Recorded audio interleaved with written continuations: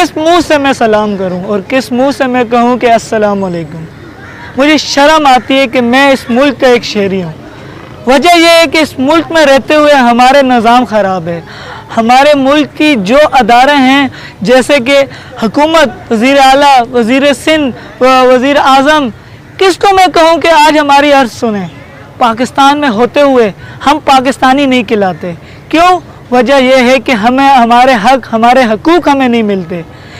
एक virus, corona virus, जिसने पूरी दुनिया को इस टाइम पे अपनी लपेट में लिया हुआ था और बड़ी मुश्किल से हमारे मुल्क ने इससे आज़ादी पाई थी, लेकिन उस आज़ादी पाने के बावजूद हमारा मुल्क इसमें इस तरह से शदीद जा चुका है कि हम लोगों को पूरी आज़ादी नहीं मिली।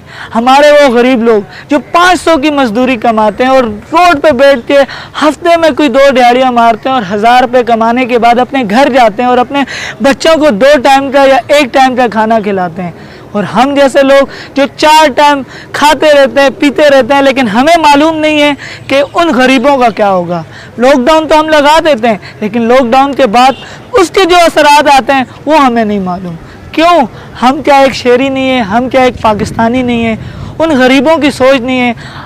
इन 2 दिन में मैंने देखा कि पाकिस्तान में और कराची में, सिंध में जिस तरह लॉकडाउन लगाया गया और सिंध हुकूमत ने भरपूर उसकी शदीद किस्म का लॉकडाउन लगाने के बाद उन जैसे गरीब, मैं आपको कुछ वीडियोस भी दिखाऊंगा जिनकी आप चलते फिरते जो 500, 200, 300 दिहाड़ी कमाने वाले, उनकी रेडियो को आप गिराया जा रहा है, दुकानों को बंद कराया जा रहा है। यार कैसा लॉकडाउन? क्या 5 से सुबह 7 से 5 बजे तक कोरोना वायरस की मौजूदगी नहीं है यहाँ?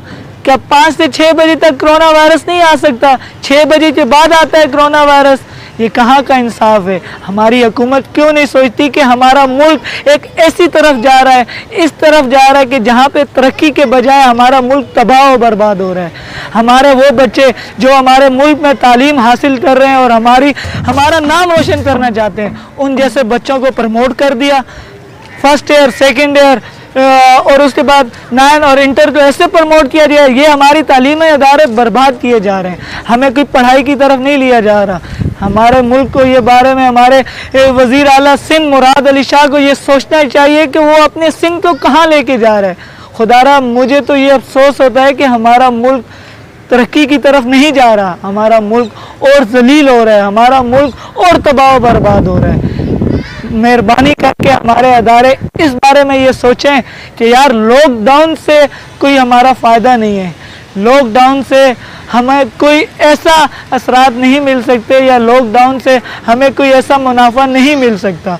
लॉकडाउन की कोई वजह, लॉकडाउन से कुछ हमें नहीं हासिल। लॉकडाउन को बहरहाल ख़त्म किया जाए। हमारी ये कोशिश है कि हम इस कोरोना वायरस से बचें। और ठीक है, लॉकडाउन आप लगाएं, लेकिन लॉकडाउन के फुल इख्तियारात ये हैं कि आप आवाम को बताएं कि वो किस तरह बचें। उन्हें एक दफ़ा समझाएं कि यार मास्क का इस्तेमाल करें, आप सैनिटाइज़र का इस्तेमाल करें, देखें जहाँ रश है कोशिश करें वहाँ न जाएं।